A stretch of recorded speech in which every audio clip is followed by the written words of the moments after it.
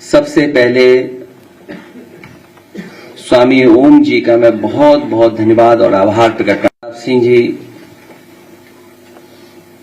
उनको सम्मान देने का काम किया है। हम सभी समाजवादी लोग उनके बहुत बहुत आभारी हैं। एक बार फिर उनका बहुत बहुत धन्यवाद देना चाहता हूं। आदरणीय उदय प्रताप सिंह जी को और उनके परिचय को, उनके बारे में जानकारी हम सबको है।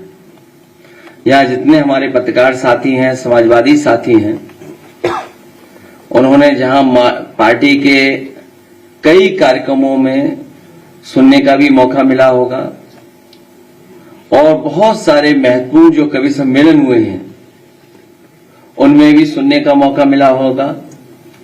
इधर जो समय बदला है और जो यूट्यूब सोशल मीडिया आया है उसके माध्यम से भी बहुत सारे साथियों को आदरणीय उदय प्रताप सिंह जी की बहुत पुरानी कविता, बहुत पुराने कवि सम्मेलन भी सुनने को मिले होंगे।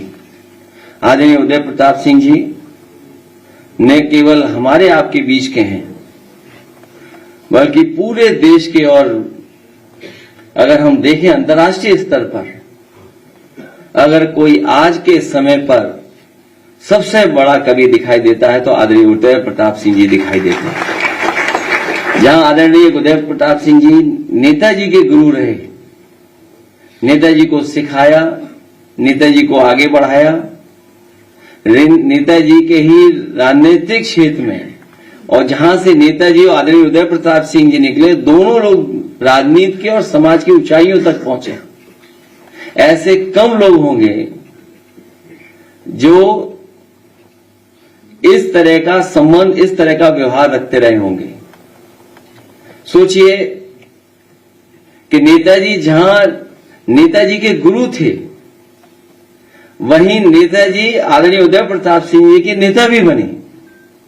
और मुझे वो याद है, मुझे उम्मीद है उसके बाद आप वो कविता जरूर सुनाएंगे। एक कविता आपने मंच से सुनाई थी नेताजी के बारे में और अपने संबंधों को लेकर के, एक पेड़ को लेकर के, आज उसी की छाया की कुछ, वो आप बाद में सुना देगा।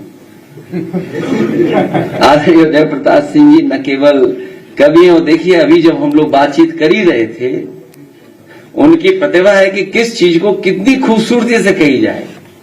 कवि का हुनर, कवि का टैलेंट यही है, कोई साधारण बात को भी कितना एक्स्ट्रा ऑर्डिनरी बना दें और अपनी कविता से न जाने कितनों लोगों को मोटिवेट करते हैं। जहां हम समाजवादी लोग समय समय पे उनकी कविता से इंस्पायर होते हैं। जो कविता उन्होंने कभी पढ़ी होगी और उस कविता का महत्व तो आज भी है उतना ही जितना उस समय रहा होगा। और मुझे याद है एक त्योहार के समय पर जब मुझे पूरे देश के नेताओं को सम्मान देना था और उनको अपनी तरफ से शुभकामनाएं देनी थी, तो उस समय मैंने बहुत सोचा कि मैं क्या शुभकामनाएं दूं और क्या उस कार्ड में लिखूं जो देश के सभी नेताओं तक बात पहुंच जाए। आदरणीय उदय प्रताप सिंह जी को याद होगा, मैं मुख्यमंत्री था जब कार्ड में सब जगह बांट रहा था, भेज रहा था। उस समय कार्ड पे मैंने वही कविता आपकी लिखी थी कि ना तेरा है ना मेरा है, हिंदुस्तान सबका है, और ये बात न समझी गई तो नुकसान सबका है। वो कविता उस समय भेजी थी और आज भी उस कविता का महत्व बनता है। तो न जाने कितनों को इंस्पायर करते हैं आप, मोटिवेट करते हैं। और जो सच्चा कवि होता है वो पॉलिटिकल और समाज को कभी न कभी दिशा देता है। वो सरकार के रुतबे से उस पर कोई प्रभाव नहीं पड़ता, सरकार का दबाव उस पर कुछ नहीं पड़ता है। सच्चा कवि वही है और उसमें से आदरणीय उदय प्रताप सिंह जी हैं जो सरकार हो चाहे किसी की, जो अपनी बात कहनी इस ढंग से कहते हैं कि वो बात वहां तक पहुंच जाती है। आदरणीय उदय प्रताप जी का सम्मान आपने किया। मैं आपकी संस्था से जुड़े आदरणीय ओम स्वामी जी के सभी को धन्यवाद देता हूं जिन्होंने एक बहुत बेहतरीन डॉक्यूमेंट्री बनाई, बहुत लंबी डॉक्यूमेंट्री है। मैं अपने जो सोशल मीडिया के लोग हैं जो देखते हैं पार्टी का काम, उनसे कहेंगे कि इनकी पूरी की पूरी डॉक्यूमेंट्री हमारी पार्टी के पेज पे भी चली जाए, जिससे बहुत से लोगों को सीखने और समझने का मौका मिलता है। हमारे समाजवादी लोग जानते होंगे जितने भी गाने बने हैं आज जो सबसे लोकप्रिय गाने रहे हैं, जो पॉलिटिकल मैसेज देते हैं गाने से, वो आदरणीय उदय प्रताप सिंह जी के लिखे गए हैं। जब नेताजी झंडा गीत बनाना चाहते थे तो उन्होंने सबसे पहले आदरणीय उदय प्रताप सिंह जी को याद किया। जो झंडा गीत समाजवादियों का है वो आज भी सबसे बेहतरीन गाना है, जो हमारी आइडियोलॉजी है, जो हमारे आने वाले समय के सामने चैलेंजेस हैं, वो कम समय में बताने का काम अगर कोई करता है तो आदरणीय उदय प्रताप सिंह जी का समाजवादी झंडा सॉन्ग। न केवल झंडे के लिए गाने लिखे आपने, नेताजी के बारे में लिखे, समाजवाद के बारे में लिखे। और एक बार मैंने अनुरोध किया था कि जब आप इतना कुछ लिखते हैं तो हमारी साइकिल पे भी कोई गाना लिख दीजिए। तो पुराने समाजवादियों को पता होगा, जिन्होंने कभी सुना होगा, 2012 से पहले हम लोगों ने एक साइकिल पर भी गाना बनाया था। साइकिल भी है खूब सवारी, दाम दे काम दे भारी। वो गाना अगर किसी ने साइकिल पे लिखा था तो आदरणीय उदय प्रताप सिंह लिखा था। कभी कभी हम लोग भी उनसे चैलेंजिंग काम करवा लेते हैं, क्योंकि जिस समय चुनाव होने जा रहा था, देश का बड़ा चुनाव, पॉलिटिकल पार्टीज अपना कोई ना कोई गाना बनाते हैं। उस समय कांग्रेस पार्टी ने एक बहुत AR रहमान का कोई कॉपीराइट लेकर के गाना बनाया था, तो हम लोगों ने भी सोचा कोई गाना बनाया जाए। तो उस समय मैंने एक गाना चूज किया था, ग्रैमी अवार्ड विनर गाना था वो, we didn't start the fire. और उस गाने के कॉपीराइट लेकर के उस टेढ़े मेढ़े गाने को अगर धुन और समाजवादी सिद्धांत, समाजवादी कार्यक्रम से किसी ने अगर जोड़ा था तो आदरणीय उदय प्रताप सिंह जी ने वो मन से मुलायम वाला गाना आपने ही लिखा था, जो हम लोगों ने we didn't start the fire का कॉपीराइट लेकर के विजुअल का गाना लिखा था। तो एक तो प्रोग्रेसिव है, इंस्पायर करते हैं, मोटिवेट करते हैं, और जो भी चैलेंजेस हैं अगर हम लोग कभी उनसे राय मशवरा लेना चाहें तो उन चैलेंजेस को कैसे पूरा किया जाए उसके लिए भी हमारे ये मददगार बनते हैं। आदरणीय उदय प्रताप सिंह जी का स्वास्थ्य बेहतर रहे, इसी तरह हम लोग को गाइड करते रहें। जिस तरीके से इन्होंने हमेशा पार्टी को, नेताजी को, हम लोगों को रास्ता दिखाया, उसी तरीके से हम लोगों को भी और आशीर्वाद देते रहें, यही हमारी कामना है। इन्हीं शब्दों के साथ आपने जो सम्मान प्राप्त किए हैं, बहुत सम्मान प्राप्त किए हैं, हम लोगों को कभी मौका मिलेगा तो और इससे भी बड़ा सम्मान देने का काम हम लोग करेंगे। और सम्मान इसलिए देते हैं कि बहुत सारे लोग इंस्पायर होते हैं उन चीजों से, लोगों को सीखने का मौका मिलता है, लोग प्रेरणा लेते हैं, इसलिए आपका सम्मान हम लोग जब कभी मौका मिलेगा भविष्य में करेंगे। इन्हीं शब्दों के साथ आपका मैं धन्यवाद देता हूं, क्योंकि आप लोकसभा में भी सांसद रहे मैनपुरी से, जहां से नेताजी सांसद रहे, इसलिए हमारे आप परिवार के सदस्य हैं, कभी तो हैं ही, लेकिन हमारे परिवार के सबसे बुजुर्ग सदस्य हैं आप। मैं आपका बहुत बहुत स्वागत और बहुत बहुत बधाई देता हूं। मेरे पत्रकार साथी, हाँ, बहुत जल्दी बजट आने वाला है और बहुत सारी बातें उसमें साफ हो जाएंगी। ये बात हम लोग लगातार कहते रहे हैं कि जो भारतीय जनता पार्टी ने इन्वेस्टमेंट मीट की थी, इन्वेस्टमेंट मीट के बाद जो MOU साइन हुए, MOU साइन के बाद कोई भी इंडस्ट्रियल पॉलिसी ऐसी नहीं बनाई उन्होंने जिससे कि यहां पर इन्वेस्टमेंट होता। और उसका परिणाम यह है कि अगर आप वेबसाइट पे भी जाना चाहोगे सरकार की तो आपको कोई भी इंफॉर्मेशन उसकी नहीं मिलेगी। जब आपने कोई इंडस्ट्रियल पॉलिसी नहीं बनाई, बजट में कोई चीजें शामिल नहीं की, तो इसका मतलब आप खुद स्वीकार करें कि इन्वेस्टमेंट आपका नहीं आया।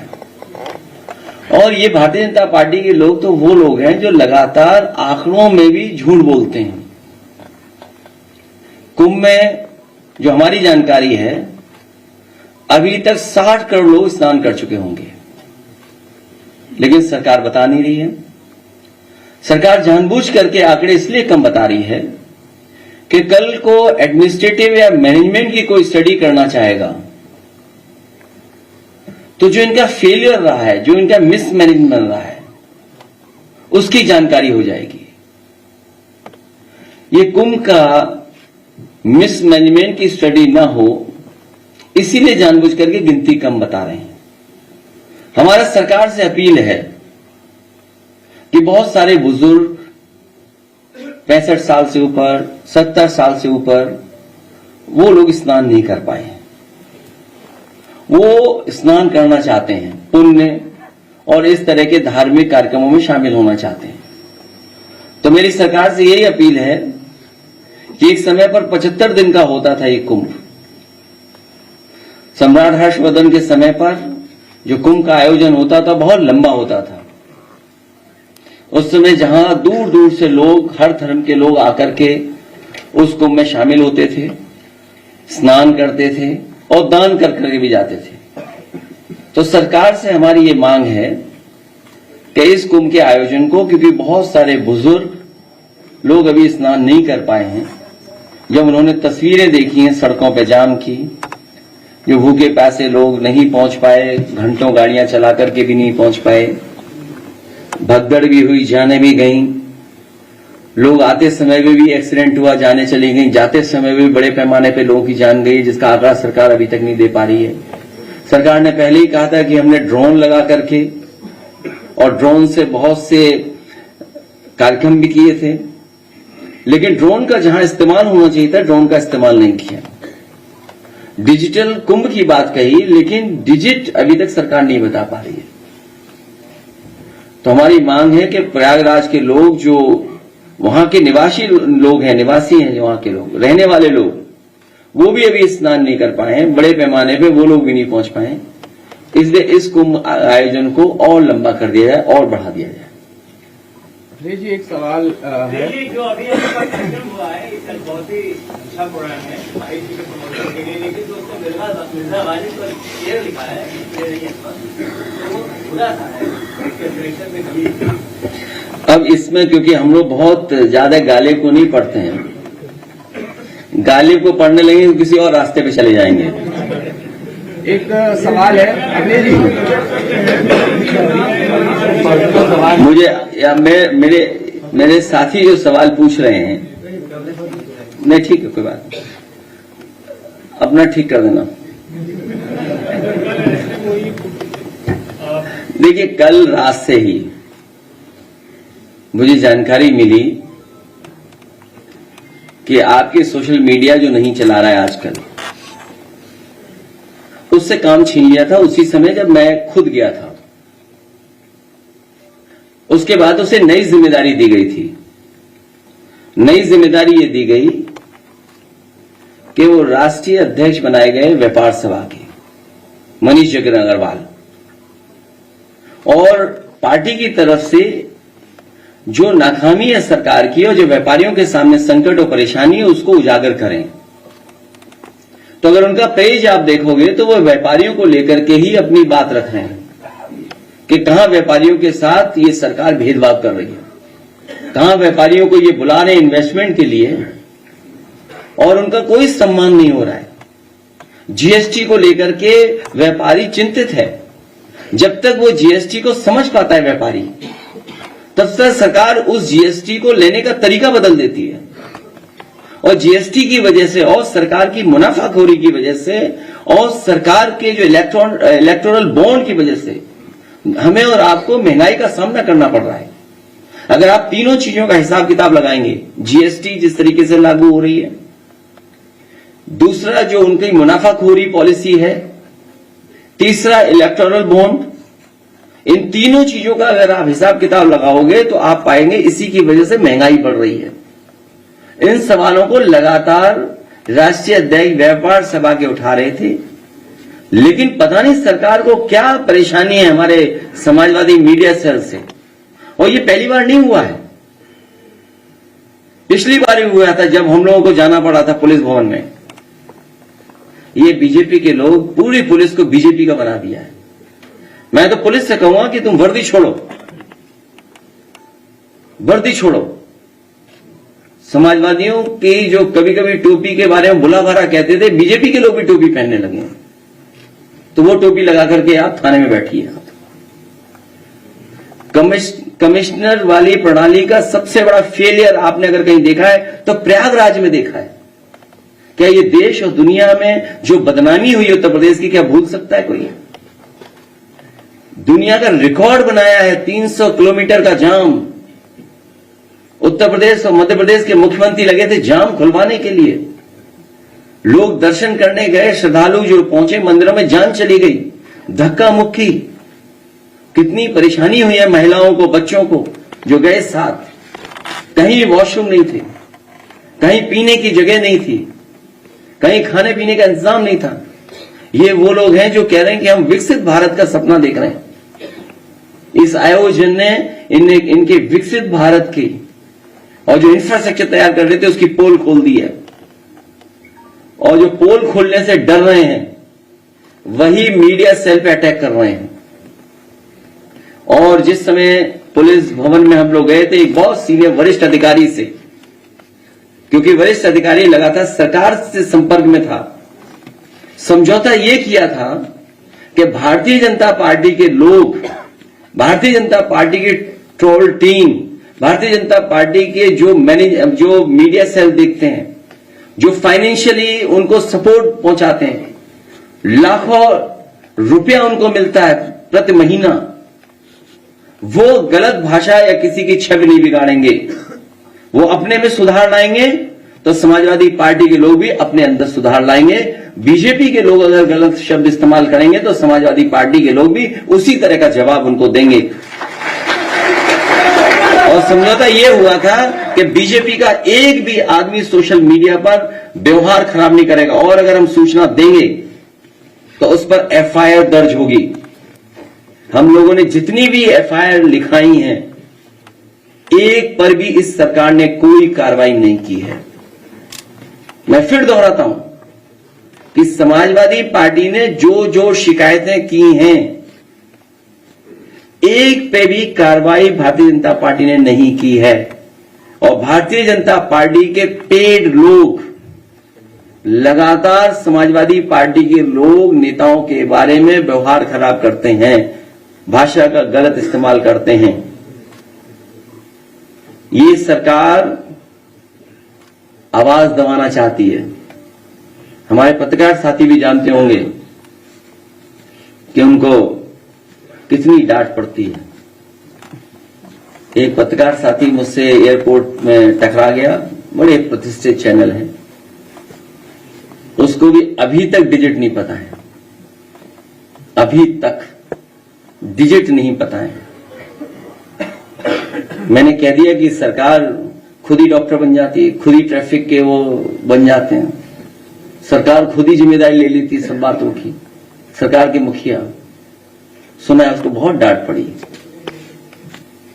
आप मुझसे बेहतर जानते होंगे कि आपकी परेशानी क्या है,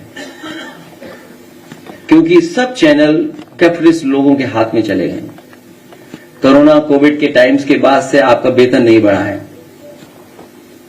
ये परेशानी हम लोग जानते हैं आपकी। अगर आप भी सच दिखाओगे तो आपको भी बहुत परेशानी तकलीफ का सामना करना पड़ेगा। और एक हमारा चैनल साथी लगातार जो सरकार को पता नहीं क्या है, अगर विपक्ष ये जानकारी दे रहा है, ये हमारा पॉजिटिव एटीट्यूड है कि आपके मिसमैनेजमेंट की बात हम बता रहे हैं। अगर हम उनको जानकारी दें उसमें भी परेशानी है उनको। अगर बताएं कि ये कमी रह गई है तो परेशानी है। आपने कहा था 100 करोड़ लोगों का हमारे पास इंतजाम है, वो सब रिकॉर्डेड है। आज के समय पर कोई भी चीज आप छिपा नहीं सकते हैं। आपने कहा वो रिकॉर्डेड थी। सोचिए 100 करोड़ का आपने इंतजाम किया हो और आप पे कुछ करोड़ संभाले नहीं गए। कितनी बड़ी घटना हो गई। आज भी सूची नहीं है, आज भी नाम नहीं है। जो लोग खोए हैं उनकी भी जानकारी नहीं है। चैनल्स में दबाव बनाया जा रहा है कि खबर नहीं चलाएंगे, आप न्यूज नहीं चलाएंगे। ऐसी खोया पाया केंद्र नहीं मिल रहा है लोगों को। सोचिए आप, संत गुरु संत जितने महापुरुष लोग आए थे, ये हमारे धरती के देव हैं जो आए थे कुंभ में। उनसे रौनक बढ़ती है, शोभा बढ़ती है कुंभ की। उनके प्रति क्या व्यवहार है अगर सच बोल दिया किसी ने तो। और जितनी गंदगी, जितना कुछ मिस मैनेजमेंट देखा, शायद ऐसा कुंभ में कभी नहीं हुआ। ये भारतीय जनता पार्टी ये प्रयास कर रही है कि कुंभ भी यही लेकर के आए, कुंभ का आयोजन भी यही कर रहे हैं। पहले कभी कुंभ ही नहीं होता था, सोचिए आप। और 144 साल वाली बात, कोई भी जो साइंटिफिक चीजों को समझता होगा, एस्ट्रोनॉमी की जिसके पास जानकारी होगी, कभी स्वीकार नहीं कर सकता है। वो भी फर्जी कहानी थी इनकी। आज के समय पर तो आप झूठ बोल रहे हैं, आप आज के समय पर धोखा दे रहे हैं। आप अपनी इमेज चमकाने के लिए सोचिए, आप इमेज चमकाने के लिए। दुनिया में वो भी घटना हुई एक साइंटिस्ट के साथ, अगर जान चली गई, किसी धार्मिक संस्था ने जान ले ली, सजा सुना दी। जब उस धार्मिक स्थान को यह पता लगा कि ये साइंटिस्ट सही था, 400 साल बाद माफी मांगी थी। क्या ये सरकार माफी मांगेगी इस बात को लेकर के? क्योंकि हर कुंभ 144 साल बाद होता है। जो नक्षत्र, जो प्लैनेट्स की जो पोजीशनिंग है, वो हमेशा सेम होती है। और ना जाने कब से हो रहा है कुंभ, क्योंकि इनके पास मशीनरी, अगर आप कोई बात कहोगे तो इनके पास मशीनरी है, वो इस्तेमाल करते हैं मशीनरी का। हम लोग तो केवल सावधान कर रहे हैं, ये लोग रहेंगे तो देश बर्बाद हो जाएगा। केवल यूपी का बजट नहीं, दिल्ली का भी बजट ऐसे निकल गया, मायूसी देकर के चला गया। जब उन्हें पता लगा कि मायूसी आ रही है, इससे कोई जनता को लाभ नहीं पहुंचा, तो सोचिए कौन सा बिल लेके आए, वक्फ का बिल लेके आए, जिससे जनता का ध्यान हटा दें। क्या मिला बजट से? यूपी को क्या मिला, सोचिए आप। इस सरकार का भी ये सेकंड लास्ट बजट है, और 40 लाख करोड़ का हिसाब ही नहीं दे रहे हैं, वो वेबसाइट ही बंद है। 40 लाख करोड़ के जो एमओयू कोई देखना चाहे तो वेबसाइट ही बंद है उसकी, कि इन्वेस्टमेंट क्या क्या आया है। हमारे मुख्यमंत्री जी को अधिकारी बेवकूफ बना रहे हैं, उसके लिए बहुत बहुत बधाई उनको। एक सवाल है कि जिस महाकुंभ की चर्चा हो रही है, आज के दौर में भी महाकुंभ का आयोजन हुआ है, अब कहाँ का खूब चर्चा हो रहा है, क्या आने के लिए जेल से पार्टी क्या पसंद है? देखिए, आदरणीय आजम खान साहब के साथ और जो कुंभ की बात आपने की है, उस समय जावेद उस्मानी चीफ सेक्रेटरी थे, अहमद हसन साहब हमारे मंत्री थे स्वास्थ्य विभाग के, आदरणीय आजम खान साहब नगर विकास मंत्री थे, और सरकार समाजवादियों की थी। मैं तीनों और उस समय के जितने भी अधिकारी काम करे उन सबको धन्यवाद देता हूं मैं। और जब अधिकारियों को पोस्ट करने की बात आई तो अधिकारियों को मैंने खुद बुलाया था और मैंने कहा कि आप संकोच मत करना साधु संतों का सम्मान करने में। साधु संत जो बात कहें उनका स्वीकार करना, और किसी भी तरह अगर आशीर्वाद भी लेना पड़े तो आप लोग आशीर्वाद लेना, उनको सम्मान देना। और उसका परिणाम ये हुआ कि पूरे कुंभ में कहीं किसी साधु संत की कोई शिकायत नहीं रही। जहां आजम खान साहब ने काम किया, वहीं अहमद हसन साहब, कोई साधु संत ऐसा नहीं बचा जिससे व्यक्तिगत न मिल रहे हों। और मैंने उनसे कहा था कि आप जो साधु संत उसमें कहें उनकी बात तुम खुद स्वीकार कर लेना। और मेला अधिकारी को मैंने कहा कि जो ये कहेंगे वो आपको काम करना पड़ेगा। उसका परिणाम है कि कुंभ में कहीं शिकायत नहीं हुई। और जावेद उस्मानी का जो एक्सपीरियंस था, मैनेजमेंट था, जो टाइम लाइन और टाइम उन्होंने बाउंड की चीजों को, उसका परिणाम हुआ कि सब चीजें समय से हो गई। इनके तो पुल नहीं बने समय से, कभी पुल ये बंद, कभी पुल वो बंद, कभी सब पुल बंद। ये तो मैनेजमेंट था इनका। सोचिए आप तो गए होंगे, नहीं गए मैं कुंभ में? हाँ, आप तो नहीं जा पाए होंगे, उसका कारण दूसरा है। लेकिन सम्राट हर्षवर्धन के समय पर किसी कोई पाबंदी नहीं थी। सम्राट हर्षवर्धन के समय पे जो कुंभ होता था उसमें सबको बुलाया जाता था, सब जाते थे, धर्म के लोग जाते थे, दूसरे धर्मों के लोग जाते थे, इसीलिए वो कुंभ था। और दान करके जाते थे, वो आखिरी में सब कुछ दान करके चले जाते थे, अपने कपड़े भी दान कर जाते थे, और साधारण कपड़ा पहन करके वो जाते थे कन्नौज वापिस। बताओ इन्होंने क्या दान दिया? इतनी बार डुबकी मारी। कोई दान किया हो तो बता दो, किसी सुनने में आया तो बता दो। मैं भारत सरकार से कई बार कह चुका हूं, स्नान और दान दो महत्वपूर्ण है। पुण्य और वो अलग चीजें हैं, वो भी हैं उससे जुड़ी हुई। बहुत सी और परंपराएं जुड़ी हैं कुंभ से, लेकिन मैं भारत सरकार से कहूंगा कि जो अकबर का किला है वो उत्तर प्रदेश सरकार को दान दे दें, क्योंकि बड़े पैमाने पे जगह है वहां पर। बट वृक्ष वहीं पर है जो नेताजी ने कभी खुलवाया था। जहां सरस्वती को देखना है वो कुआं भी वहीं पर है। तो अगर कभी इमरजेंसी में इस तरह की व्यवस्था की जरूरत पड़ेगी, क्योंकि आप रिवर बेड पर कोई भी कंस्ट्रक्शन नहीं कर सकते हैं। जो ब्यूटी है कुंभ की वो यही है कि कन्वर्जेंस ऑफ रिवर, जो कन्वर्जेंस ऑफ रिवर है वो ब्यूटी है उस कुंभ की। कभी धाराएं 3 धारा में मिलता है, 2 धारा में, अलग धारा से, क्योंकि जो कन्वर्जेंस है वो हमेशा अलग हुआ है कुंभ में। अब सरकार को कन्वर्जेंस का ही नहीं पता होगा, पता होगा चाहिए साहब। अब आप सोच लीजिए फिर उनसे कुंभ करवा रहे हो आप। इसलिए सरकार को दान देना चाहिए अकबर का किला, और इस समय भी अगर फौज का सहयोग लिया जाता तो व्यवस्था इतनी गड़बड़ नहीं होती। पूरी फौज वहां पर है, पूरा एरिया वहां पर अकबर किले का। अगर इमरजेंसी में गरीबों को वहां बैठा देते, रुका देते रात भर, तो बहुत सारी मस्जिदों में बहुत सारे मुसलमान भाइयों को मैं धन्यवाद देता हूं कि उन्होंने अपने घर में रुकाया, खाना खिलाया और उनका पूरा इंतजाम किया। आप प्रयागराज में पता कर लीजिए। एक चीज कुंभ में हमने भी सीखी इस बार, वो आपको भी सीखना चाहिए, कपड़े पहन करके स्नान करना। मैं आपका बहुत बहुत धन्यवाद देता हूं।